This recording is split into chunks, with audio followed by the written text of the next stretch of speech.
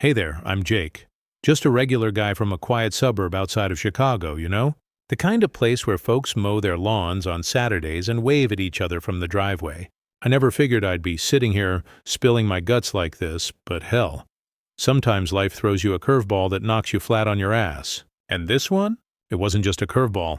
It was a damn freight train. I guess I'm telling you this because, well, holding it in ain't doing me any favors anymore. It's been eating at me for too long. So pull up a chair, grab a beer if you want. Let me tell you how my world went to shit and how I clawed a little piece of it back. It all started about 5 years ago. I was working as a mechanic at this auto shop downtown. Nothing fancy, just fixing transmissions and oil changes for folks who couldn't tell a spark plug from a hole in the ground. Pay was decent, kept the bills paid on my little 2-bedroom house. That's where I met Sarah. She rolled in one afternoon with her beat-up Honda Civic, smoke pouring out from under the hood like it was auditioning for a disaster movie. I remember the sunlight filtering through the garage doors, casting these long shadows across the concrete floor. And there she was, standing by her car with her hands on her hips, looking all frustrated and cute at the same time. "Hey, buddy," she said, flashing this smile that could light up a room. "Think you can save my baby here? She's been acting up something fierce." I chuckled, wiped my hands on a rag, and got to work. Turned out it was just a busted radiator hose. Easy fix. We got to chatting while I tinkered. She was a teacher at the local elementary school. Loved kids, had this infectious laugh that made the whole shop feel less grimy. By the time I handed her the keys, I'd mustered up the nerve to ask for her number. "In case the car gives you more trouble," I said, trying to play it cool. She saw right through me, but she gave it anyway. From there, it was like one of those rom-coms minus the cheesy music. Dates at the local diner, walks in the park with the leaves crunching under our feet in the fall. Sarah had this way of making everything feel right. She'd curl up on the couch with me after a long day, her head on my shoulder, and we'd watch old movies. I ain't much for sappy stuff, but with her it felt natural. About a year in, we moved in together. My house became our house. We painted the walls this soft blue she picked out, hung pictures of us from trips to the lake. Life was good, man. Simple but good. Then came Max. That's the dog, the star of this whole mess, I suppose. We were out at the shelter one weekend just browsing, you know. Sarah had been talking about getting a pet for months. Something to make the family complete, she'd say with a wink. We spotted this scruffy golden retriever mix in the back kennel, tail wagging like he knew we were his ticket out. He had these big brown eyes that just pulled at your heartstrings. The shelter folks said he'd been abandoned, left tied to a fence in the rain. Broke my damn heart. We named him Max right there on the spot, after my grandpa, who was a tough old bird but had a soft spot for animals. Bringing Max home was like flipping a switch. The house felt alive. He'd greet me at the door every evening, bounding around with that goofy grin, his paws clicking on the hardwood floors. Sarah and I would take him for runs in the mornings, the sun just peeking over the rooftops, dew still on the grass. Max slept at the foot of our bed, snoring like a chainsaw, but we didn't mind. He was ours, or so I thought. Things started shifting about 2 years into living together. Little things at first. Sarah staying late at school for grading papers, her phone buzzing more than usual. I'd ask about it, casual-like, and she'd brush it off. "Just work stuff, Jake. Don't worry your pretty head." I'd laugh it off, but deep down something gnawed at me. You know that feeling? Like a splinter you can't quite dig out. One night I came home early from the shop. Boss let us off 'cause of some inventory mix-up. The house was quiet, too quiet. Max wasn't at the door like usual. I called out for Sarah, but no answer. Her car was in the driveway, though. I headed upstairs, heart starting to pound a little harder with each step. The bedroom door was cracked open, and I could hear voices, muffled, but definitely not the TV. I pushed the door open, and there they were. Sarah and this guy, some slick-looking dude in a button-up shirt, pants around his ankles. They froze like deer in headlights, the bedsheets tangled around them. The room smelled like her perfume mixed with sweat, and the afternoon light was streaming through the curtains, highlighting every damn detail I wish I could forget. "Jake. Oh God, Jake," she stammered, pulling the sheet up like that could hide what I'd just seen. The guy scrambled for his clothes, muttering apologies, but I didn't even look at him. My eyes were locked on Sarah. "What the hell is this?" I managed to choke out, my voice sounding foreign even to me. She started crying the whole waterworks show. Said it was a mistake, that she'd been feeling neglected because I worked too much. Bullshit excuses. The guy slinked out while she rambled, and I just stood there, feeling like the floor had dropped out from under me. Max was in the corner, whining softly, his tail tucked between his legs like he knew something was wrong. That night was a blur. Yelling, tears, her packing a bag. She said she needed space, that she was going to stay with a friend. But get this, she grabbed Max's leash on her way out. "He's coming with me," she snapped, like it was her right. "You never even wanted a dog anyway." That hit like a punch to the gut. Me? I was the one who walked him every morning, fed him, took him to the vet. But she scooped him up, and before I could process it, they were gone. Door slammed, tires screeching down the street. I sat on the couch for hours staring at the wall, the house echoing with emptiness. The pain, man, it was like a hot coal in my chest. Hurt turned to numbness, then back to hurt again. The next few weeks were hell. I tried calling her, texting, begging to talk. She blocked my number. Found out through mutual friends that the guy was her coworker, some principal at the school. They'd been seeing each other for months. Months! While I was busting my ass to make our life better, she was out there betraying me. And Max? She posted pictures on social media, him lounging on some fancy couch in what looked like the guy's apartment. Hashtags like "No New Beginnings" and "My Little Furball." It made my blood boil every time I saw it. I ain't proud of it, but I spiraled a bit. Hit the bottle harder than I should. Called in sick to work a few times. Friends tried to help, saying, "Move on, Jake." But how do you move on when someone's ripped away not just your heart, but your best buddy too? Max wasn't just a dog. He was family, the one constant in that mess. One evening, nursing a beer on the porch, watching the sun dip below the houses across the street, anger started bubbling up. Real anger, not just the sad kind. Why the hell did she get to walk away with everything? The house was in my name, sure, but Max, legally pets are property in Illinois, right? But proving ownership without papers? We adopted him together, but my name was on the adoption form as the primary. I dug out the paperwork that night, the kitchen light buzzing overhead like an annoying fly. There it was, Jake Harlan, primary adopter. Sarah was listed as secondary. But going to court? That seemed messy, expensive. And what if she fought dirty, dragged my name through the mud? No, I needed something smarter. Something that'd hit her where it hurt without making me look like the bad guy. I started thinking, pacing the living room with the floorboards creaking under my feet. What did Sarah hate more than anything? Looking bad in front of people. She was all about that perfect image. Teacher of the year, sweet as pie. That's when the idea hit me. Subtle at first, but it grew. I remembered how she always bragged about Max being her dog to her friends. What if I could prove otherwise publicly? Maybe get the community involved. Our suburb had this big online group, Facebook thing for locals. People posted about lost pets, neighborhood watch, all that. And Sarah? She was active on there, always sharing cutesy stuff. I spent the next few days gathering evidence. Old photos of me and Max from before she even moved in, hikes, vet visits, even the receipt for his fancy collar. I made copies, scanned them all. Then I posted in the group, "Hey neighbors, looking for advice. My ex took my dog Max after we split. He's a golden mix, microchipped under my name. Anyone seen him around? Miss my boy." Attached a picture of us together looking happy as clams. The responses flooded in. Folks sympathizing, offering tips. A few even tagged Sarah, calling her out. "Isn't this your dog, Sarah? What's going on?" I could picture her face turning red, steam coming out her ears. She messaged me privately. First contact since the blow-up. "Take that post down, Jake. You're embarrassing me." I didn't respond. Let it simmer. The anger was fueling me now, turning into determination. But that was just the start. I needed to get Max back for real, not just stir the pot. A buddy of mine, Tom, worked at the animal control office downtown. We grabbed coffees one morning, the steam rising from our cups in the chilly air. I laid it out for him. He nodded, sipping slow. Legally, if he's chipped to you, you got a case. But enforcement? Tricky without cops involved. That's when we hatched the plan. Sarah and her new guy lived in an apartment complex. No yard. Probably against the rules for big dogs like Max. I did some digging. Public records, HOA stuff. Turns out their building had a strict pet policy. Small breeds only.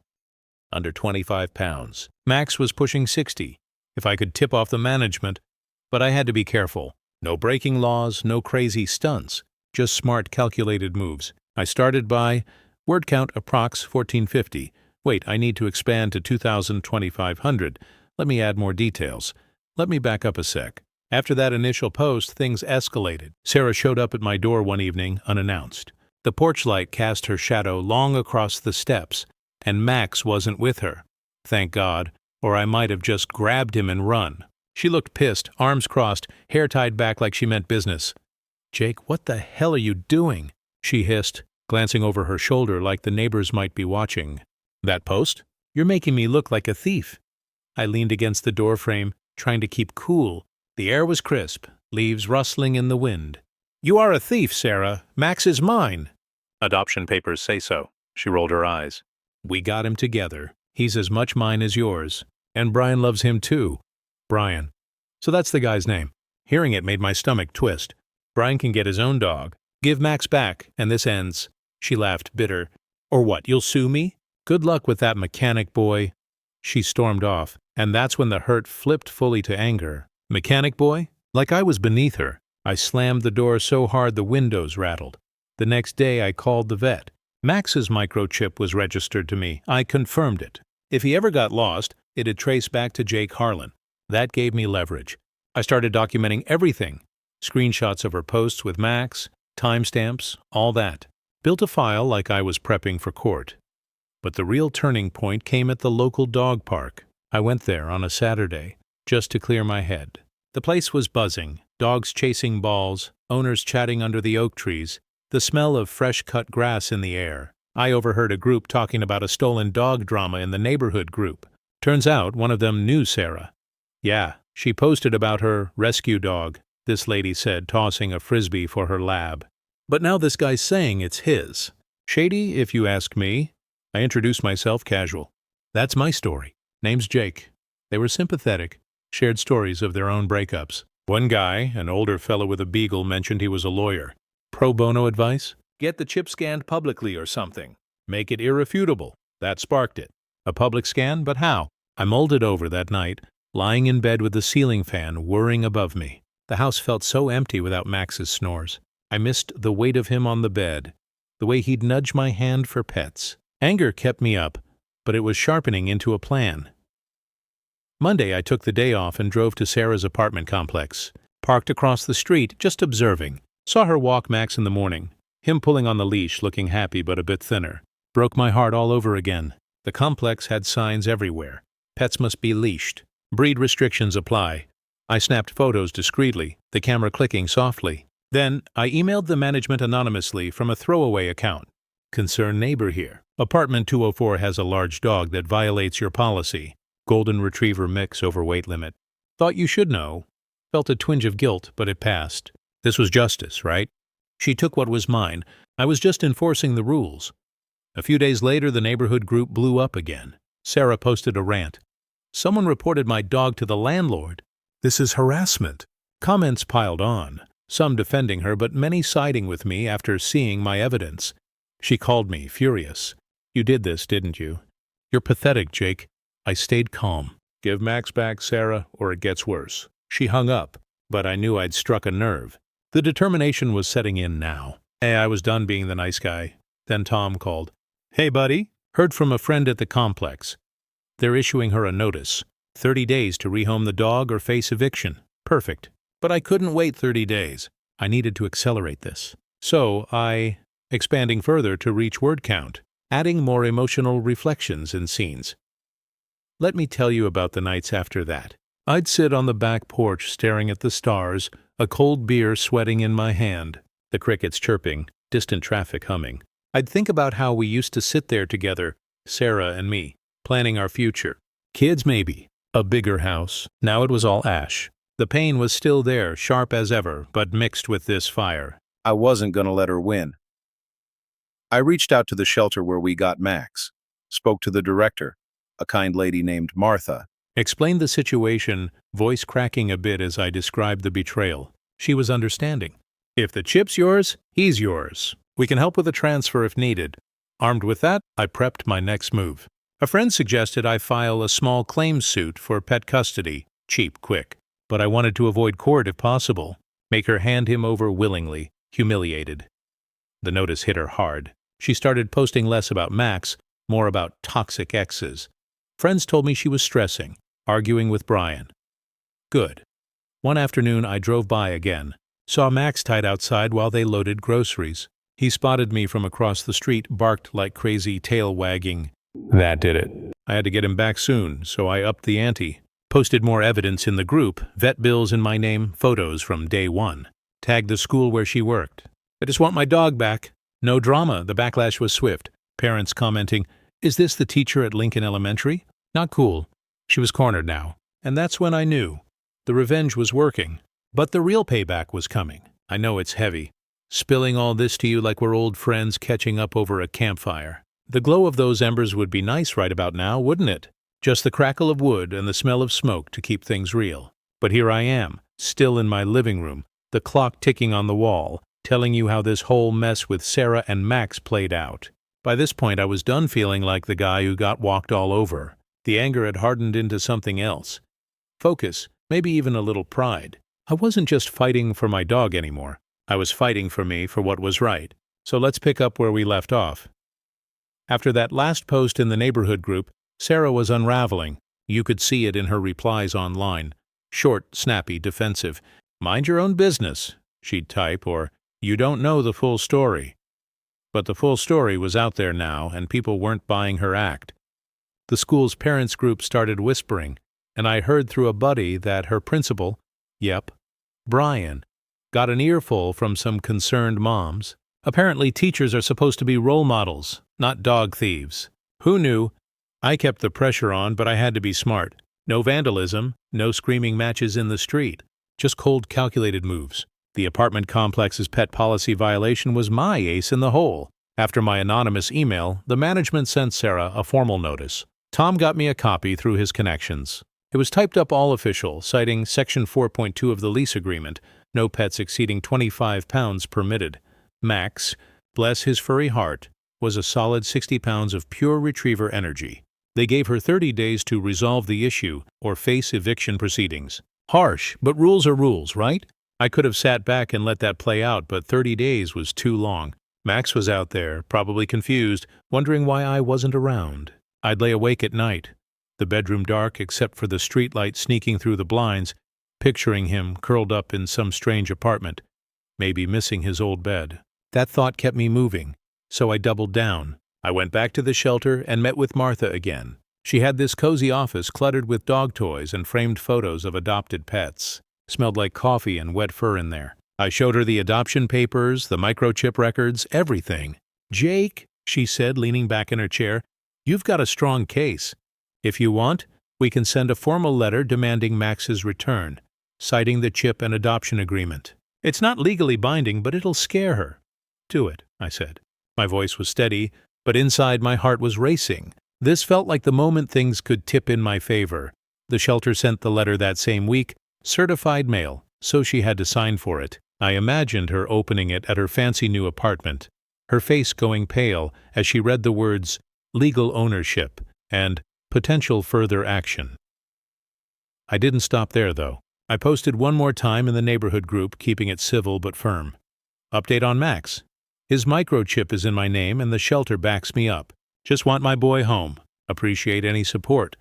I attached a photo of Max and me at the lake last summer, him dripping wet and grinning with a stick in his mouth.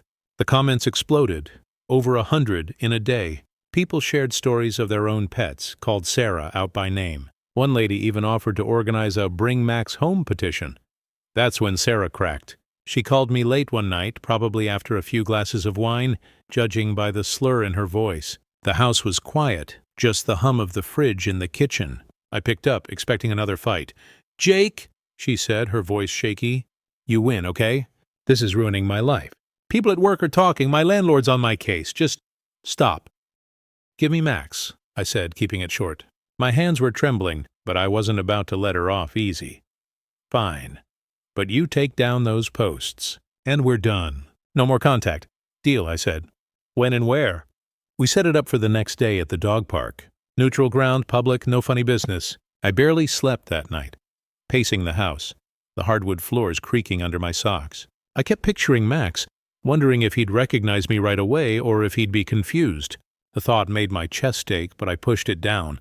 Tomorrow I'd have him back. The dog park was busy that morning. Kids running around, dogs barking, the air crisp with that early fall bite. I got there early, sat on a bench with my hands stuffed in my jacket pockets, watching the gate. The leaves were turning orange, crunching underfoot as people walked by. My heart was pounding, but I kept my face calm. Didn't want to give her the satisfaction of seeing me sweat.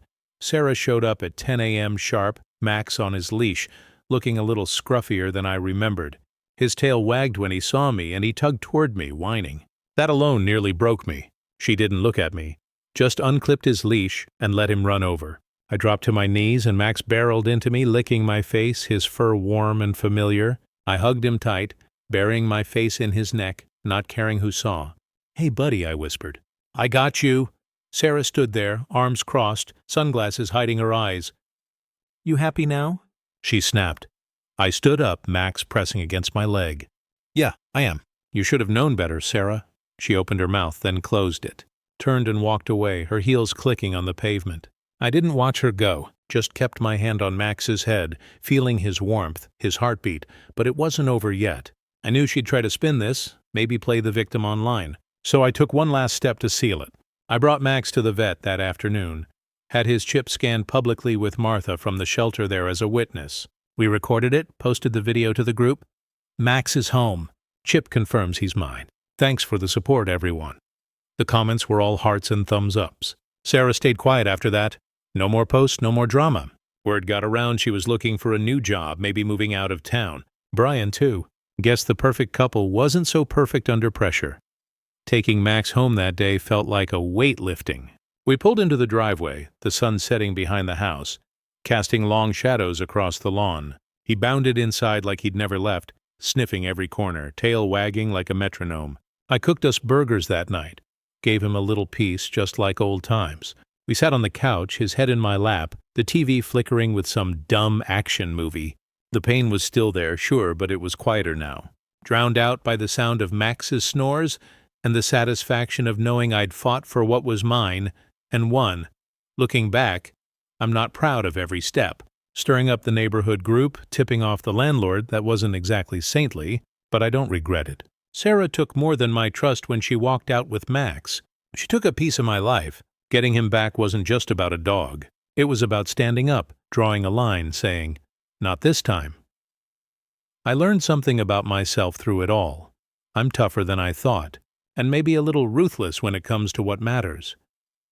Max is sprawled out on the rug now, chasing rabbits in his dreams. Every day, he's there at the door when I get home, tail thumping, ready for our walk.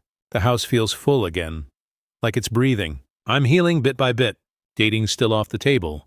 Trust takes time to rebuild. But me and Max, we're good. Better than good. So that's my story.